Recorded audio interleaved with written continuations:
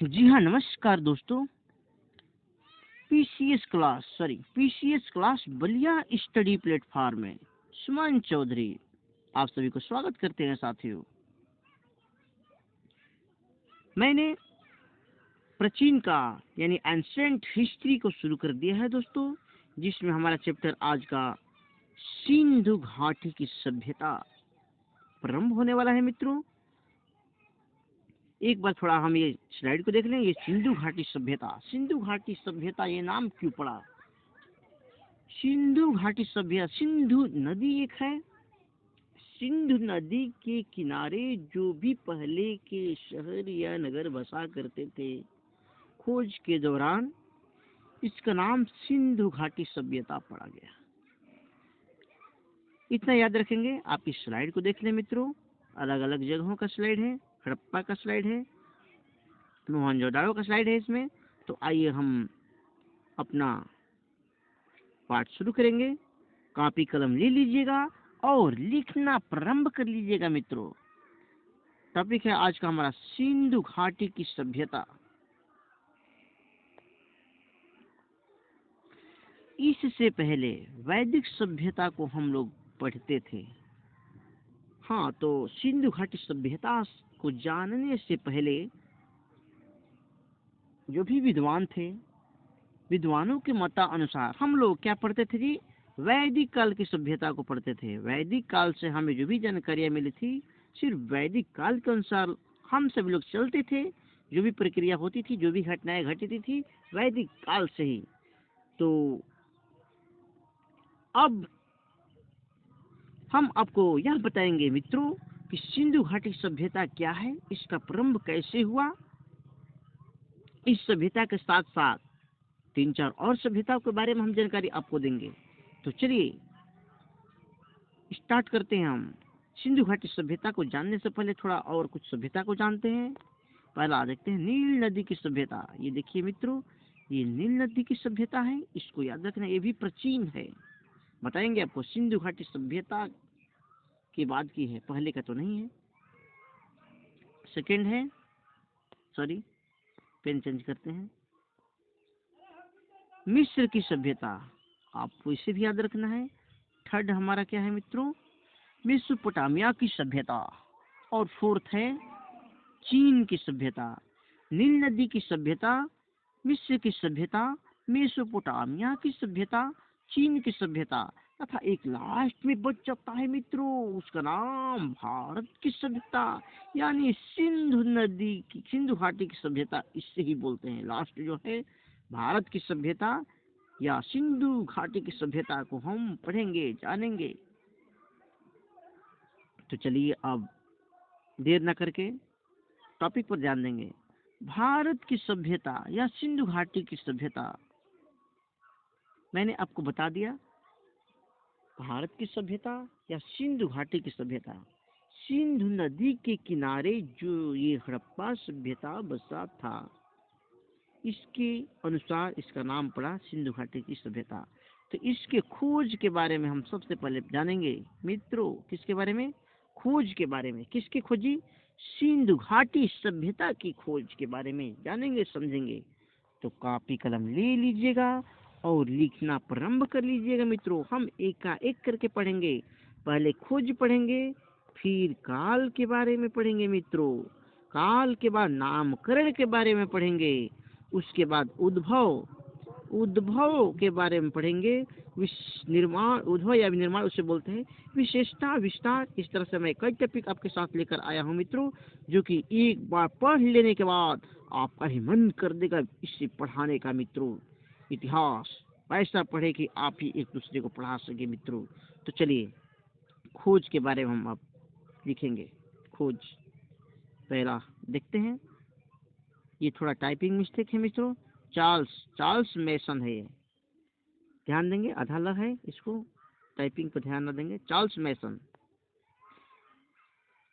मैसन हड़प्पा सभ्यता का बेसिक जानकारी मिली। देखिए चार्ल्स मैसन ये जो इतिहासकार थे मित्रों। कौन जी? चार्ल्स मैसन जो थे ना, ये क्या किए जी?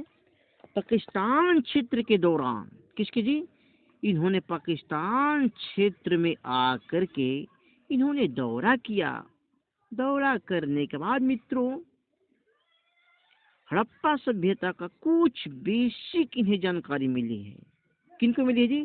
चार्ल्स मैसन को। सबसे पहले अगर आपको क्वेश्चन पूछ देता है यूपीएससी में कि हड़प्पा सभ्यता का सबसे पहले जानकारी किससे मिली है मित्रों, बिल्कुल याद रखेंगे। एक नंबर का क्वेश्चन है चार्ल्स मैसन। वो सन कब का था मित्रों? 1826 ईस्वी ईसा पूर्व। सॉरी, ये खोज हुआ था ईस्वी में, 1826 ईस्वी में खोज किए थे चार्ल्स मैसन ने। इसके बारे में क्या किया जी? बेसिक जानकारी मिली। इन्हें पूर्णतः सही जानकारी नहीं मिल पाई, लेकिन कुछ इन्हें जानकारियां मिल पाई। वो भी कहाँ से? पाकिस्तान क्षेत्र के दौरान करते हुए हड़प्पा सभ्यता की कुछ बेसिक इन्हें जानकारियां मिली थी। आइए आगे देखते हैं। अब इन्होंने एक पत्रिका निकाली मित्रों। क्या निकाले? पत्रिका। पत्रिका का नाम इन्होंने क्या रखा था? देखते हैं, नैरेटिव ऑफ जर्नीज। पत्रिका का नाम पूछ दे कि नैरेटिव ऑफ जर्नीज पत्रिका किसके है मित्रों? चार्ल्स मैसन। यहाँ से दो इंपॉर्टेंट क्वेश्चन आपका बनता है, बिल्कुल आप इसे ध्यान देंगे मित्रों। नैरेटिव ऑफ जर्नीज ये किसका पत्रिका है? चार्ल्स मैसन का। इसमें क्या आपको बताया गया है? तो इसमें सिंधु घाटी सभ्यता के कुछ बेसिक जानकारी मिली। हड़प्पा सभ्यता की क्या मिला जी? बेसिक जानकारी मिलता है। यहाँ से आप इसे याद रखेंगे। चलिए आगे चलते हैं।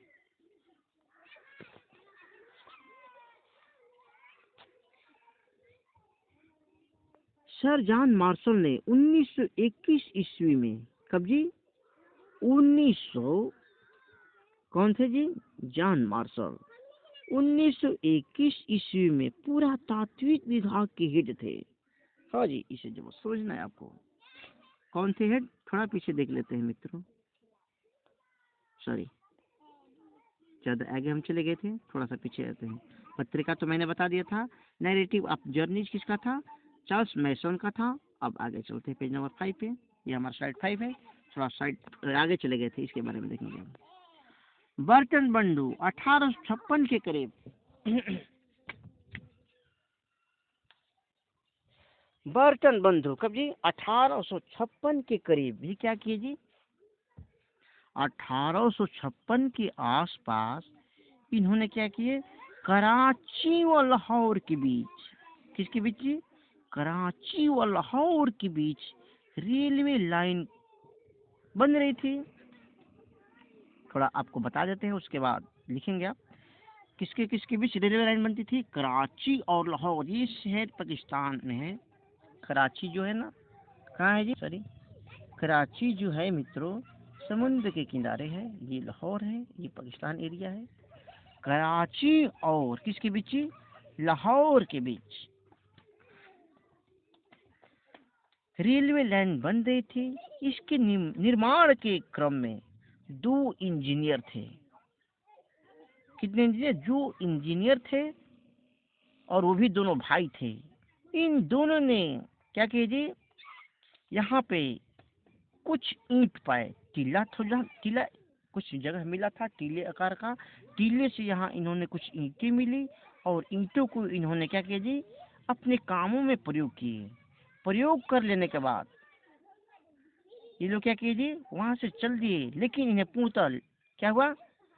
सही ढंग से जानकारी नहीं हो पाया कि यहाँ पे कोई सभ्यता है, सभ्यता का कोई अंग है, इसका इन्हें पूर्णतः पता नहीं चला। तो आइए हम आगे चलते हैं। ये कौन कौन से भाई थे इसको आप जान लें, इंपॉर्टेंट क्वेश्चन है। बर्टन बंधु इस समय कब का चल रहा था? 1856 का चल रहा था, इसे याद रखेंगे। पहले का नाम था जेम्स बर्टन, और दूसरे का नाम विलियम बर्टन मित्रों। इतना मैंने आपको बता दिया ना। चलिए अब इस दोनों भाइयों को याद रखेंगे और आगे चलते हैं। अलेक्जेंडर कनिंघम, ये कौन है जी? ये भी इतिहासकार है मित्रों। अलेक्जेंडर कनिंघम 1853 में क्या किए जी? कई बार इस सभ्यता का दौरा किया, लेकिन सफल जानकारी नहीं मिल पाई। देखिए, बर्टन बंधु के बाद एक और इतिहासकार आए। कौन जी? Alexander Cunningham. और इनको भी इस सभ्यता के बारे में पूरी जानकारी नहीं मिल पाई। तो चलिए आगे चलते हैं अब मित्रों। ये सर, अब इसके बाद कौन आए जी? पर्टन बंधु के बाद अब आते हैं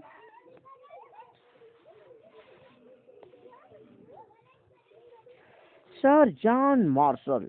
याद रखेंगे मित्र, कौन है? Sir John Marshall. ये सर जॉन मार्शल 1921 ईस्वी में आए मित्रों। 21 ईस्वी में भारत के पुरातत्व विभाग के हेड थे। कौन थे जी? सर जॉन मार्शल जो थे ना, ये अंग्रेज थे और भारत के पुरातात्विक विभाग के क्या थे? हेड थे, मुख्य थे। इनके नेतृत्व में क्या हुआ जी? ये जो टीला था ना, बटन बंधु को जो किला मिला था, जो ईंटें मिली थी, वह उस जगह का इन्होंने खुदाई प्रारंभ कराए। किसके द्वारा जी? तो खुदाई करवाने का श्रेय दो लोगों को दिए। पहला राम बहादुर दयाराम साहनी को दिए। किसको दिए जी? राम बहादुर दयाराम साहनी को दिए। ये राम बहादुर दयाराम साहनी, इन्होंने जब खुदाई की तो इन्होंने क्या खोजी जी? हड़प्पा सभ्यता की खोज की। हड़प्पा सभ्यता की खोज किसने किया मित्रों? राम बहादुर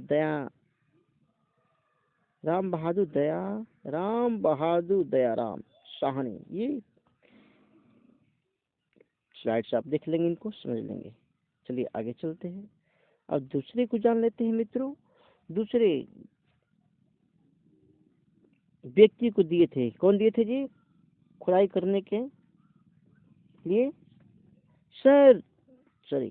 राखलदास बनर्जी को दिए थे।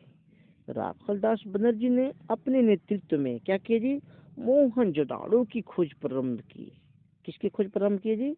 मोहनजोदाड़ो। ये देखिए जो स्लाइड दिख रहा है यहाँ पे मोहनजोदाड़ो की है, और ये जो स्लाइड है ये राखलदास बनर्जी की स्लाइड है मित्रों। इस तरह से मैंने इस टॉपिक को आपको बताया है।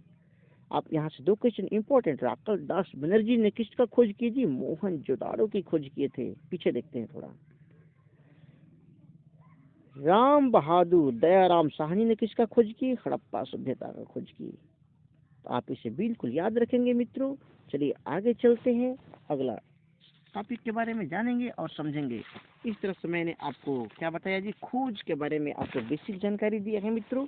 आप इसे बिल्कुल याद रखेंगे। अब आइए काल के बारे में जानकारी आपको देते हैं। किसके बारे में जी? काल के बारे में हम जानेंगे और समझेंगे। काल, ये काल जो है, ये जो हड़प्पा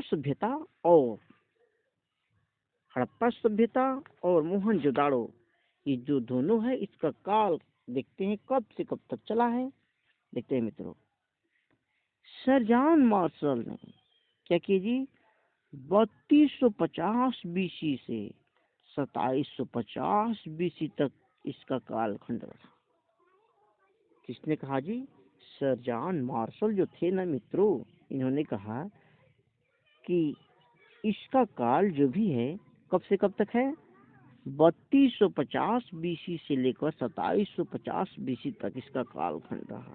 लेकिन आपको तो बिल्कुल पता है मेरे मित्रों कि आयु कैसे हम निकालते हैं।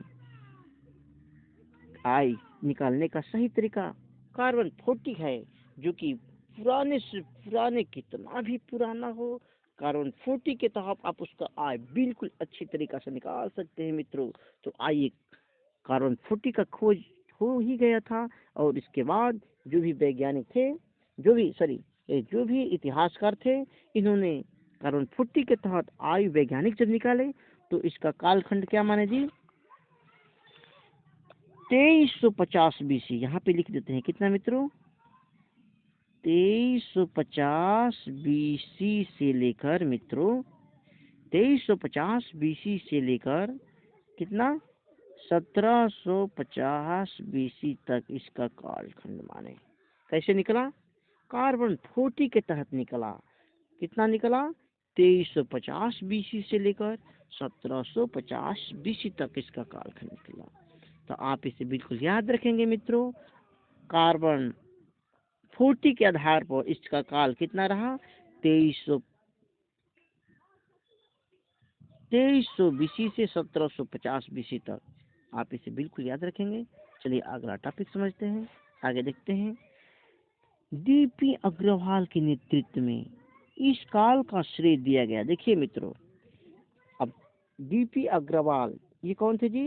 ये इतिहासकार थे और इनके संबंध में डीपी अग्रवाल के नेतृत्व में इस काल का संबंध कब से कब दिया गया मित्रों? 2300 बीसी से लेकर 1700 बीसी तक दिया गया। बिल्कुल आप याद रखेंगे। ये कार्बन 40 के तहत है। किसके तहत है? कार्बन 40 के तहत है मित्रों। बिल्कुल याद रखेंगे आप। आपसे क्वेश्चन पूछ देगा कार्बन 40 के तहत इसका कालखंड कितना रहा? तो 2300 बीसी से लेकर 1700 बीसी तक रहा है। आप इसे बिल्कुल याद रखेंगे। चलिए आगे चलते हैं। फाइनली कई विद्वानों ने आगे देखते हैं। फाइनली कई विद्वानों ने मित्रों इसके कालखंड को क्या किया जी? कई विद्वानों ने कालखंड निकाला तो समय कितना बताए। अब देखिए समय कितना निकाले? 2300 बीसी से लेकर 1750 बीसी तक कई विद्वानों ने निकाले।